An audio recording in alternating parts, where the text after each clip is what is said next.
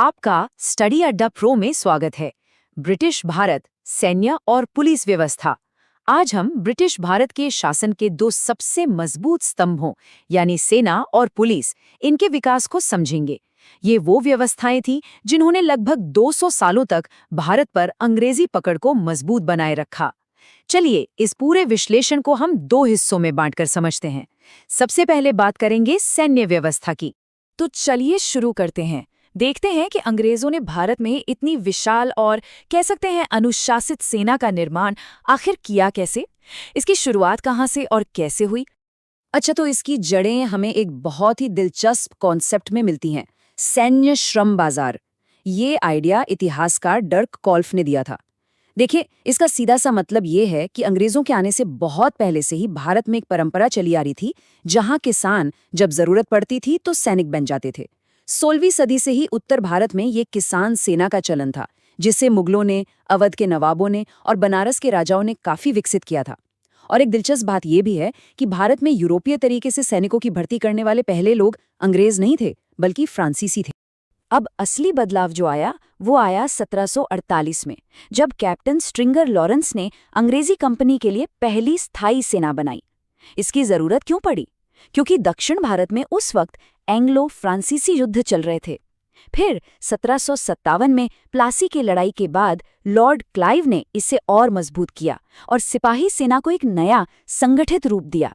इस सेना की खासियत थी इसका यूरोपीय तरीके का प्रशिक्षण और कड़ा अनुशासन, और इसकी कमान हमेशा यूरोपीय अधिकारियों के हाथ में ही रहती थी।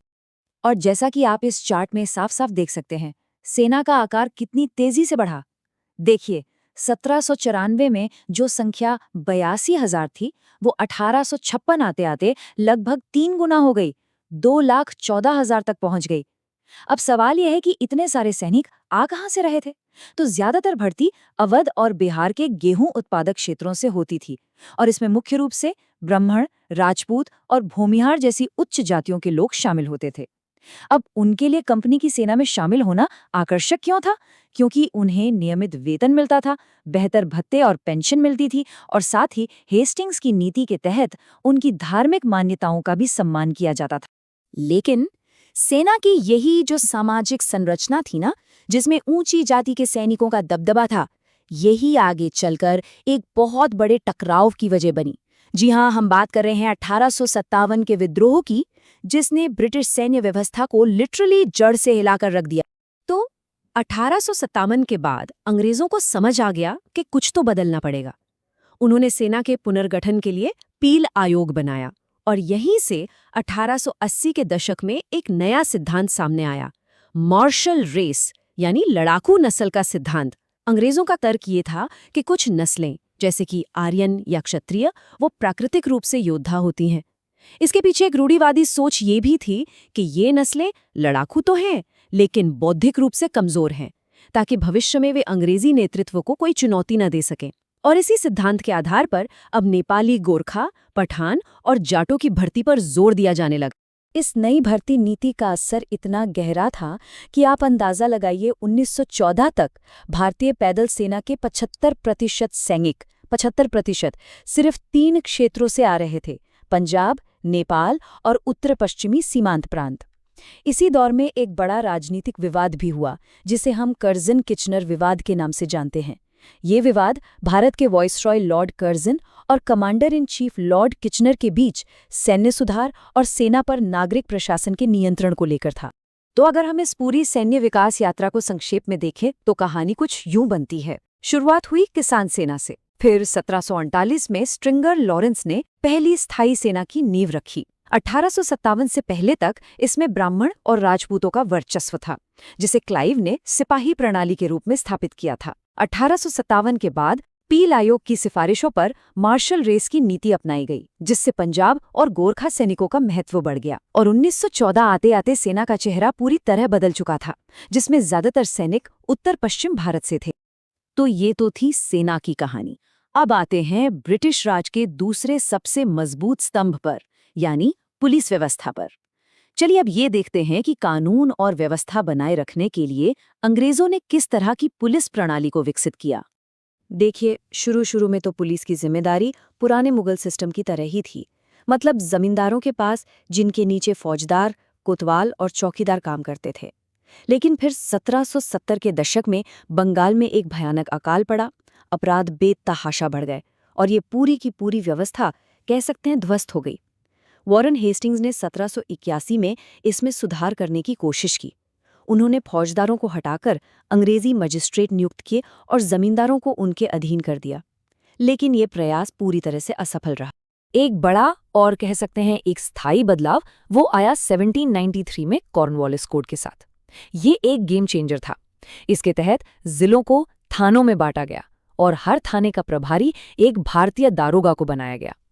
इनके ऊपर निगरानी के लिए एक अंग्रेज एसपी यानी पुलिस सुपरिटेंडेंट होता था। बाद में 1808 में लॉर्ड मेयो ने इसमें सुधार करते हुए हर संभाग में एसपी के साथ जासूस भी नियुक्त किए। हालांकि 1812 में बंगाल को छोड़कर बाकी जगहों से दारोगा का पद खत्म कर दिया गया। इसके बाद एक नई समस्या खड़ी हो गई। हुआ ये कि गवर्नर जनरल विलियम बेंटिक ने खर्च घटाने के चक्कर में एसपी का पद ही समाप्त कर दिया। अब इसका नतीजा क्या हुआ? जिला मजिस्ट्रेट यानी डीएम पर पुलिस और राजस्व दोनों का बोझ आ गया, जिससे वो काम के बोझ तले पूरी तरह दब गए। तो इस समस्या का समाधान कहाँ से मिला? वो मिला सिंध मॉडल से। 1843 में सिंध को जीतने के बाद चार्ल्स नेपियर ने वहां एक अलग पुलिस विभाग बनाया और पहली बार आईजी यानी इंस्पेक्टर जनरल का पद बनाया। ये मॉडल इतना सफल रहा कि इसे जल्द ही पंजाब, बॉम्बे और मद्रास में भी लागू कर दिया गया। 1857 के विद्रोह का असर जैसा हमने सेना पर देखा वैसा ही पुलिस व्यवस्था पर भी पड़ा और इसी के चलते 1861 का पुलिस अधिनियम लाया गया। इसके तहत सिंध मॉडल को पूरे भारत में लागू करते हुए एसपी का पद बहाल कर दिया गया और पुराने दारोगा का पदनाम बदलकर सब इंस्पेक्टर हो गया। लेकिन इस व्यवस्था में नस्ली भेदभाव साफ दिखता था, क्योंकि सभी उच्च पदों पर सिर्फ और सिर्फ यूरोपीय ही नियुक्त हो सकते थे। इसका सीधा सा उद्देश्य जनता की सेवा करना नहीं था, बल्कि भारत पर औपनिवेशिक नियंत्रण को और मजबूत करना था।